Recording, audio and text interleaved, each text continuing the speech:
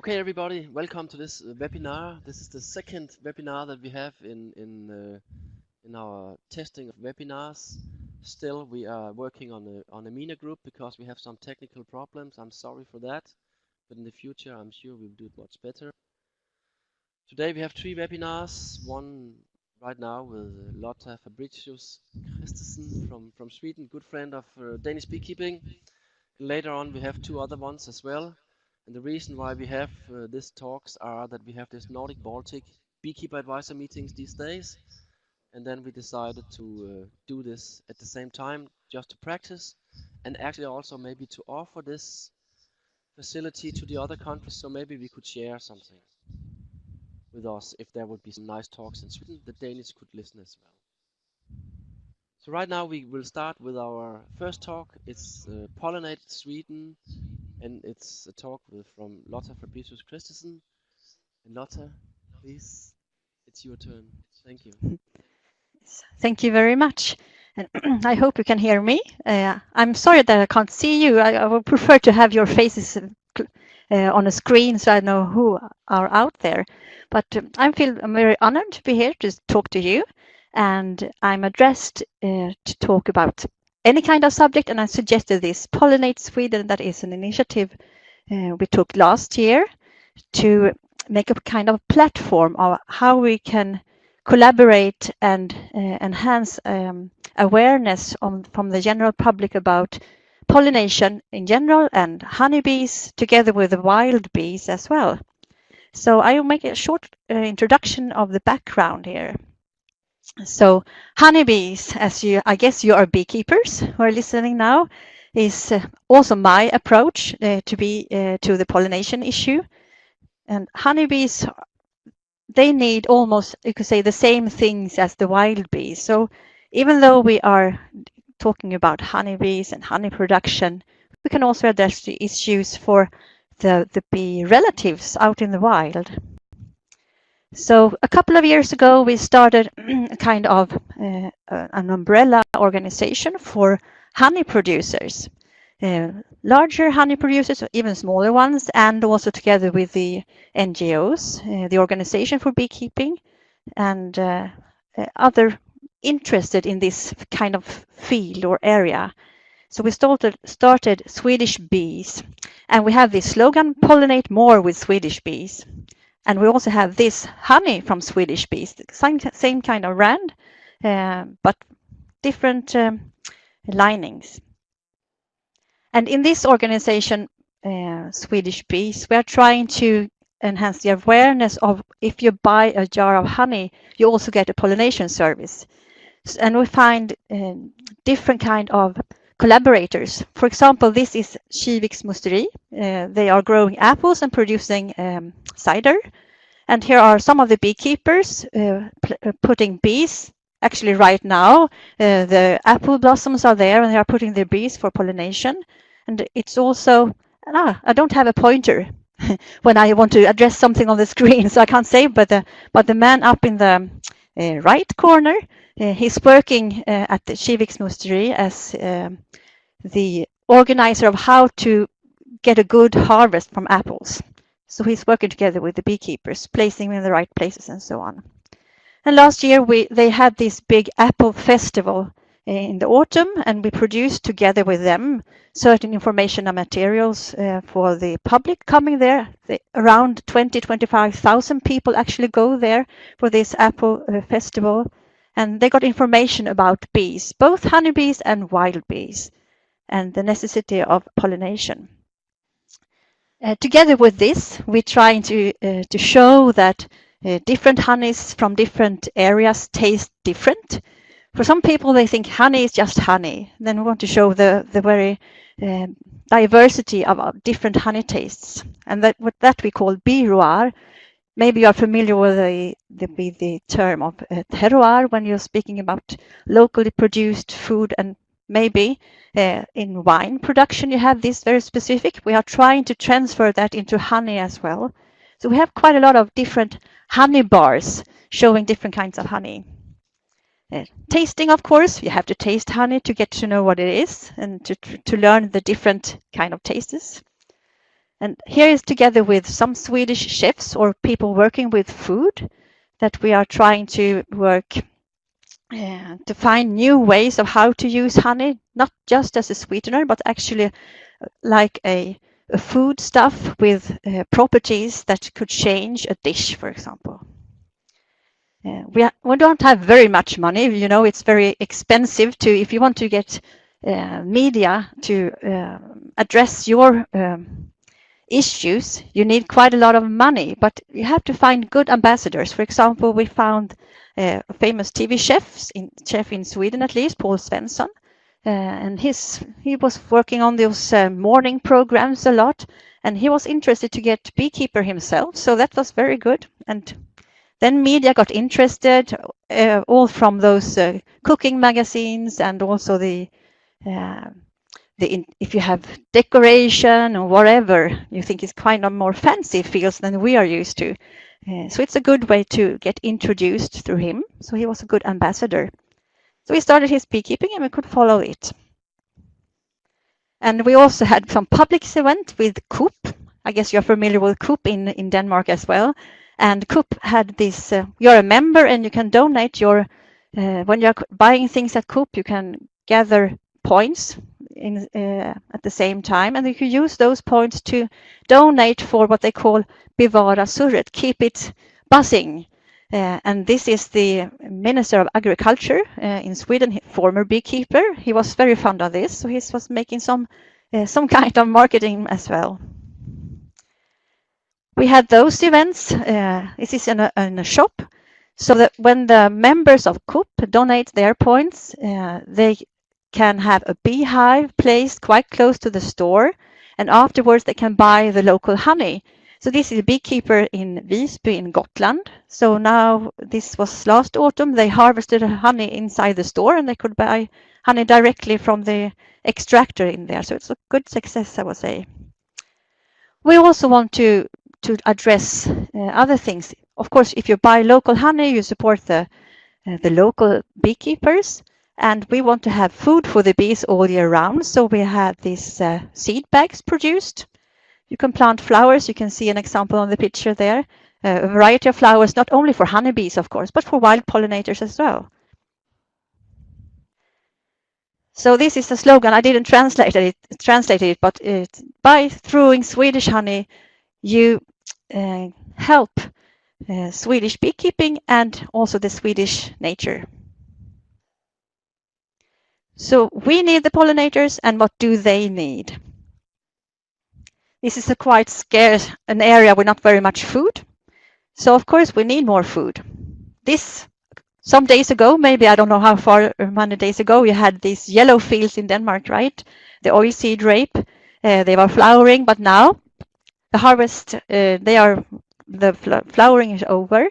I could see that when we came yesterday. What will be there after that? Of course, we need food for the bees even after the oilseed rape season.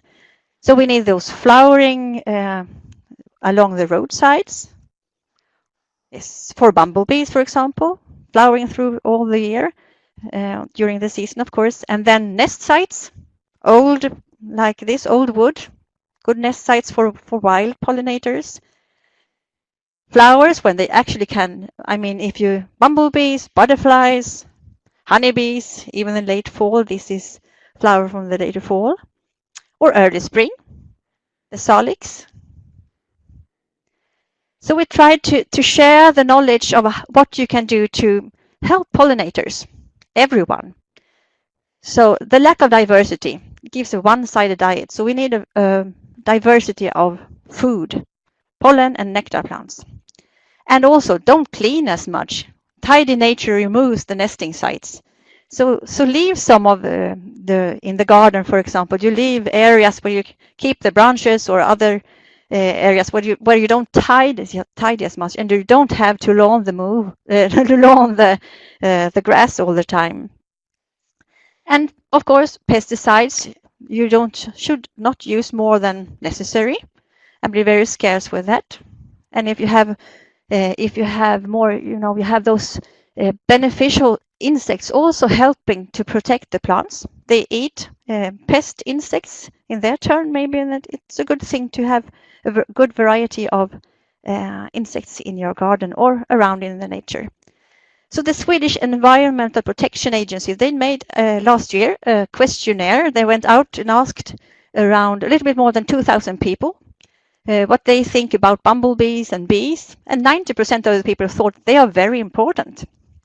So that's a good thing.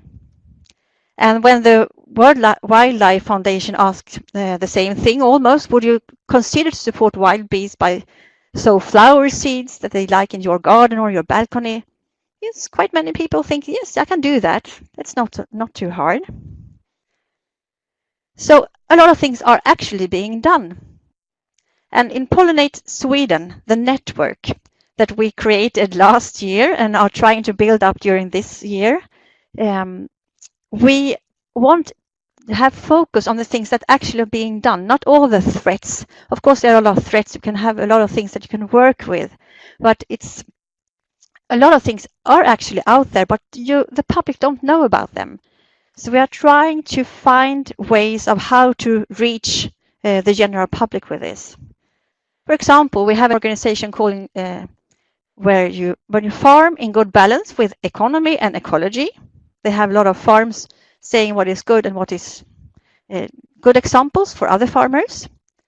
And studies from the university. You need pollination to give better yield of strawberries, for example. And a private initiative from a company called Bee Urban. They put bees in the city, but they also sell the opportunity that you could support flowers for bees. So the farmers can actually get free flowers to put on those areas in their farms where they otherwise wouldn't have been very much flowers at all. So you support this. And they got the prize for this, best innovation from the United Nations actually this year. And the Swedish Board of Agriculture has projects where the biodiversity in intense farming areas has got a lot of application and knowledge about what you can do in your own farm. And the Swedish Society for Nature Conservation, they have put some school materials for school classes and with films and so on. We have the Swedish Species Information Center where you can get more information for other pollinators. And we have also working with the Swedish Agricultural University where we have the reference laboratory for bee health. There we have the honeybees.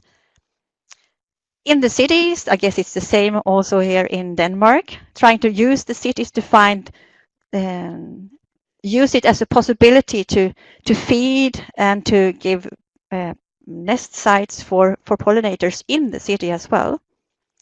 So a lot of things are being done in the municipalities, plant flowers, and don't move the lawn as much.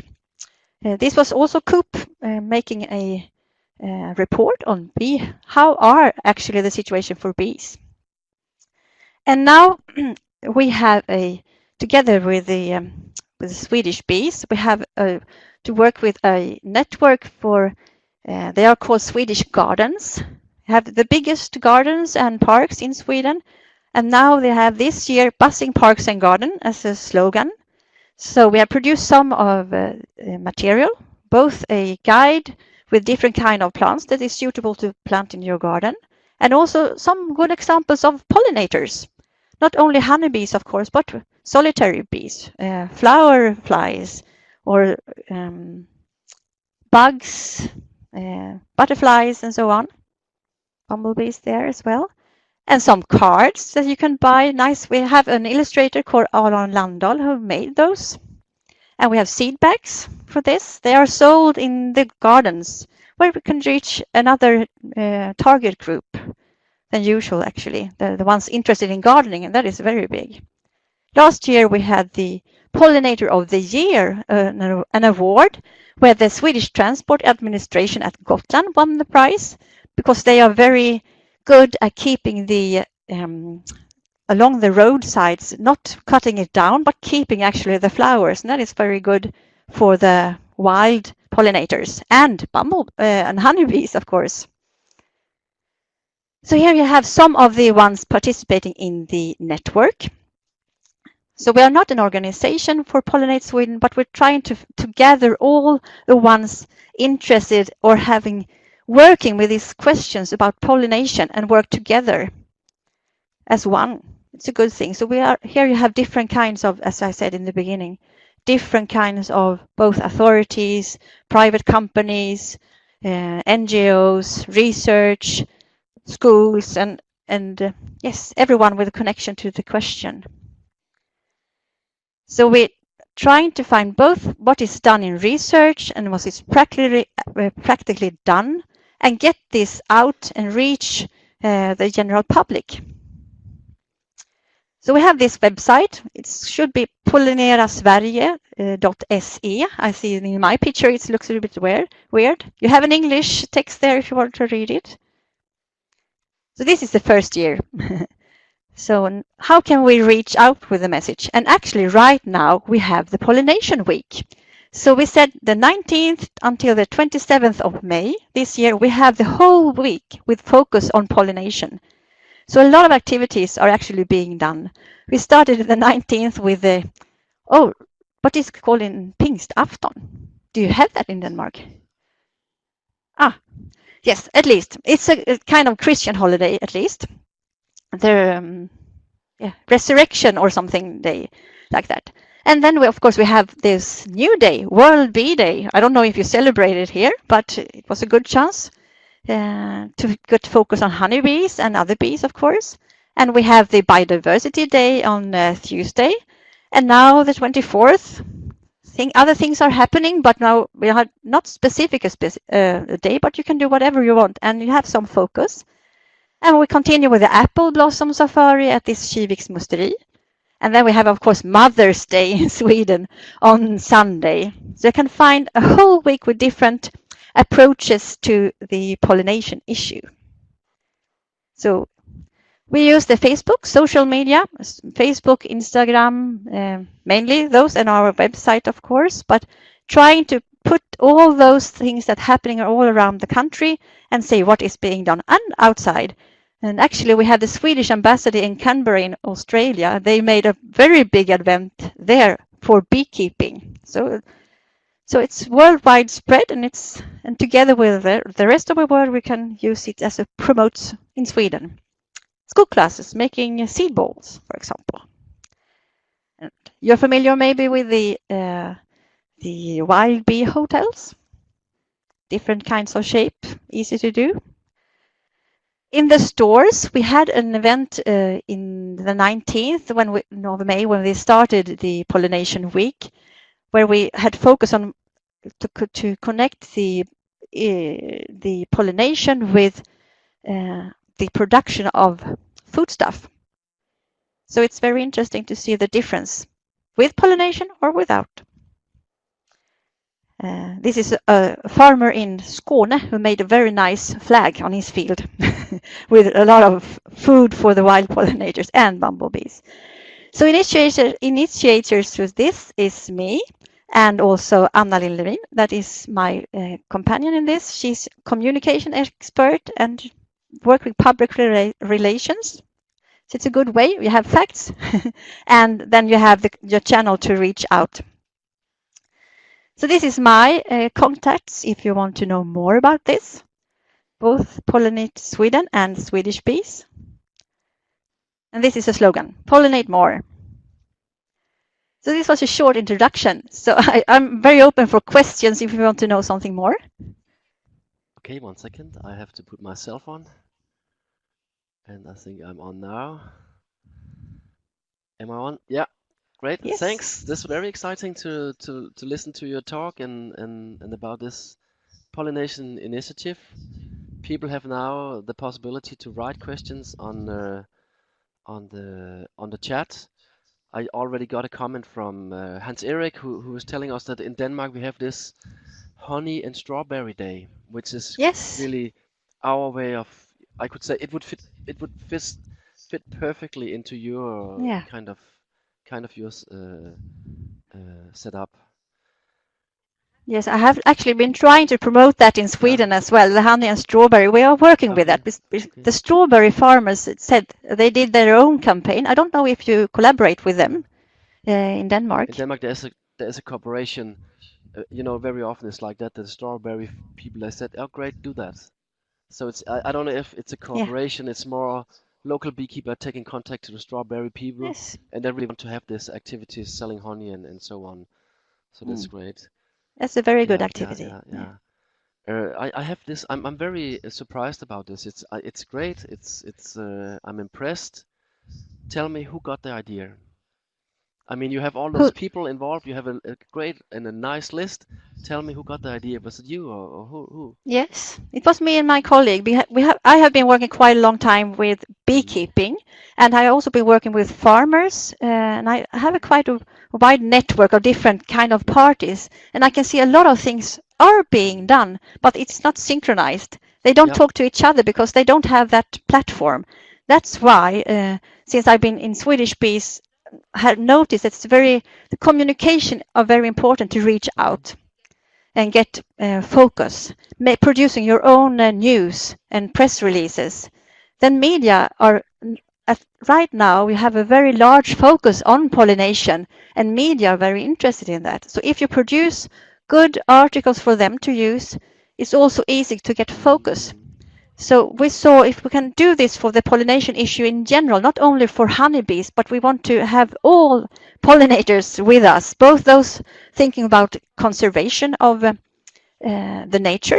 I mean, you don't have to be useful to have the right to exist, right? You have the right to exist anyway, and we want to gather all of those parties, the nature conservation organizations and so on. We want to work together before it gets a crisis when we don't have the focus on the problem anymore because it's fight between honeybees or wild bees. We want to have the focus on the real issues, food and nest sites and all year during the season. So together we have the same problem. So we called them together and say, we opened this, we applied for money from the the apiculture program, and got some funding to build this kind of network and a platform for communication. So we invited actually. So just when the questions are turning up, I'll just ask you right away. Maybe it's getting a kind of mixture on this, but it is Miriam and Mikkel who's asking how many people are actually actively involved in that. Do you have a number? All your activities, is that 200 people, or is it really a hardcore group of, let's say, 10 people that they're? Yeah, I could say it's me Okay. and my colleague. Yeah. We are running it. And then we're trying to get everyone to feed our platform for information what they are doing. But right now, we are trying to find, searching media. This has been done. Some municipalities said, "Oh, we have this pollination week in our municipality," and they. I think for the first year we wanted to be a campaign coming every year, of course, but this is the first year. And those buzzing parks and gardens, they have a lot of activities during this week, but through the rest of the year as well. But I would say it's mainly two persons right now running it. I'm really thinking about this. So this is, I would say this is a private initiative from your point. Should it have been coming from the Beekeeper Association, or does this really mean that you are turning up there as a kind of a neutral person? Because I have to say in Denmark there are, we could say, different interests. It's really kind of, people sitting in their defense houses and kind of attacking each other. I was just missing kind of, why didn't the Beekeeper Association make this initiative and invest money in it? They could have, but they didn't. And we thought now is the right time. So of course the beekeepers organization are also part of this. Anyone could have started this, I guess. You just have to give the spark, and we hopefully it will continue further. I guess you have to have the strength to feel. I lost the picture here. I don't know if it's mine. I'm not really sure if I'm still there. Okay. Anyone can have done it. But I think it's a good with a neutral plane, a neutral platform so you don't have the conflict between other interests. You put focus on actually the thing that you are addressing. And Swedish Bees was also the same thing. We wanted a neutral place where we together could promote honey. So maybe this could be a very, very good idea. about the situation that we have in Denmark. I call it the thing between the biodiversity people kind of claiming that the honeybees are outcompeting the wild insects, and I think really we should make joint effort instead of, because we have same problems. We need biotopes, we need places, we need flowers, and that's actually what Yes. you're doing. So So I think you can mm, take the concept and you make it Pollinate Denmark. Then we can go further, Pollinate Europe. And right now there are initiatives made in Europe and in every country to try to investigate what are actually being done for the pollinators on national level, on European level. So the natural or the Environmental Protection Agency, they were very, very happy about this initiative because we started just before them, and then they had the platform to reach people that was So actually just to take one of the working with these questions and come questions. back to this because it's very interesting. It's Marita from Finland asking, do you have a national pollination strategy in Sweden? Is there something written down from the public authorities where to move and what to do and in the future? No, not really, but I think now they need to do that, Okay. but we are not Because they're there. talking about No, doing we that in don't. Denmark actually. I don't know how far the move is until now, It's a but very it's good idea. So then we have to take the strategy until practice, right? exactly. Again, I want to ask if people out there, are there more questions? I have plenty of questions here, but so we can make my question, keep it going like that. Could you give some comments on this international, what do you call it, Bee Day that we have here on the 8th? Was it on the 18th or the World Bee Day Yeah, the here? World Bee Day. The 20th, sorry, yeah. The World Bee Day was the 20th, yes, Sunday. Yes.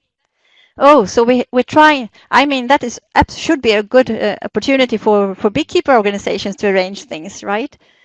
So I had one event in my apiary when I invited the public to come and learn more about honeybees and look at the honeybees and tasting honey, and then we have also wild pollinators making nest sites for wild pollinators, and I think we had some activities I think this is something that will going pick up around. over the next years. The first year, everybody was kind of, you know, looking on Yes, what's going on here. this is the first I year. have to say that in Denmark Yes. we got surprisingly lot of press on it. Really, we did not really do that much on it, so I think we can we can make this as a celebration within the next years. I think Also, so. I have to say that Yeah. this is the obligation of beekeepers to make what I call public information, and also to be very commercial. I'm sure when you invite beekeepers into your apiary, I'm sure you get customers as well, and selling honey. Sure. So you could say kind of egoistic, of course, when you invite them like that, but also you give a chance to learn more. Many people are very interested. You hear about bees, and bees are dying. They want to know how the situation is, and then it's a good chance to explain. Honeybees have it fairly well because they have beekeepers looking after them. It's more difficult for the wild ones, and so it's a good opportunity to discuss. As well. I mean, and Mother's Day is in my life not so important, but if we could put the pollination issue on it, and if I come home with flowers and there would be a story, maybe a leaflet or something like that, that could be a very nice event actually, even within families. Yes, so you instead of giving maybe flowers you put in a vase, you give flowers that you put in the gardens, and they have food for bees out there. There's seeds, or you put a plant that you can grow there. It's a good a bush or a tree or whatever that's going to stay there for a longer I see time. all those different type of organizations, people involved in your network, I would call it. Is there somebody you would not take in, or is it, can I volunteer and I say I want to make an activity and then I'm in, or because I'm sure if I am a company, it would be very, very nice to have your kind of label down below on my leaflet telling that I'm doing something good for nature. Is there any companies seeing the advantage of this and investing money in that? Because I'm sure you need money. I'm so sure. Yes, and we have the build-up phase. This is the first year. So we have actually been discussing how should this be financed further on. And it's not, we can't rely on project money to do this, but we have to find some other kind of way for fundings. And we have discussed this. Are everyone welcome or not? At the first year, we said we want organizations, those representing not, I mean, I had beekeepers wanted to be a part of this, and they are very much welcome to be part of the activities, but maybe not in when they have this. We have had some workshops the first year at least, but maybe further on. And then we have to address this question. For example, I guess if we go to the companies like Syngenta or something like that, they want to be a part of it, and we have to discuss how to handle it because of it. We want everyone to take part. We don't want to exclude anyone, but of course it should not be profit in that way. But it's hard. It's very hard. So I can't give you a good answer. I'm sorry. It's a pesticide company would say we have 1 million. Yeah, that's right. I agree with you. We have to discuss that. Yeah. Very much. So you need money. I'm sure for that. For me, this is a great job that you're doing, and you need money for that. Is it kind of, do the Beekeeper Association give some signals? Would they invest? Let's say I'm sure they cannot invest a lot of money, but would they kind of? At the moment, no. I would say we haven't. We have to try. Can we do something, public?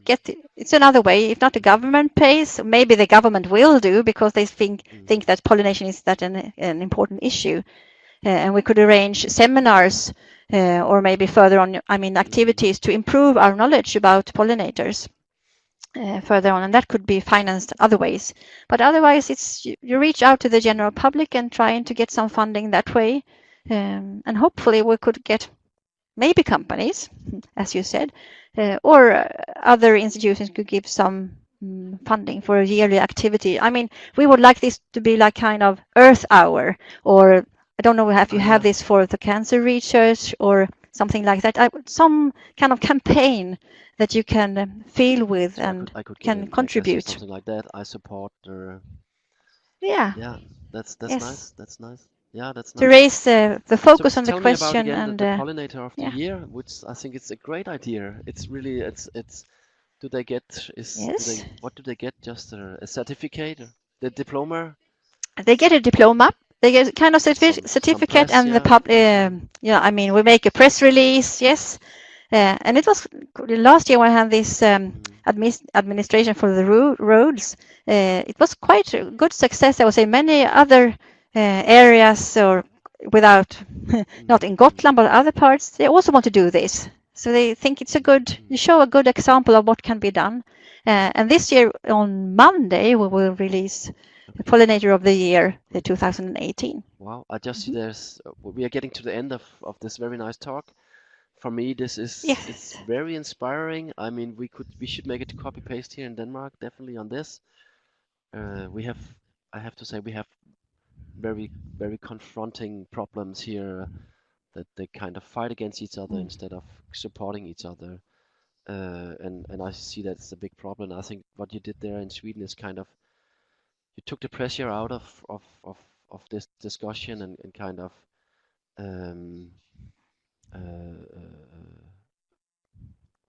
put the people together to work. So can you promise me that the now I call it the biodiversity people or the wild insect organization, are they really into your group? Are they active? Great, thanks. Yes, they are. Yeah. Yes, they are. I would say completely. This is Ole West Nielsen. He's asking us, can we kind of cooperate with Sweden to kind of improve our pollination? Maybe we could. I will understand the question like of, could we cooperate together and kind of extend your activities? Maybe use you as an advisor. Yes. Yeah. That would be perfect. We would like to reach out and, as I said, pollinate Europe as a whole, maybe. Yes, collaboration is very good. I will end this very, very nice talk, and I have the feeling the sound was okay. I have the feeling that you got nicely out to our customers. I can understand your screen kind of stoned or something like that. We have to now it's dead, totally dead. Oh, now it's dead. Hans-Erik, he says, thank you very much for a very nice and interesting lecture. And I want to thank you as well. We are on in 15 minutes. We are on again, or 20 minutes. We are on again with a very nice talk with Bjørn Dale from Norway, talking about varroa resistance, the experience that they have in Norway, where they really have beekeepers not treating the colonies. So we will leave the sound on, I think, and we will leave the camera on, and then see all of you again 4 o'clock. Be ready for a very nice talk. Thank you very much. Yes. And thank you very much for listening. Thank you.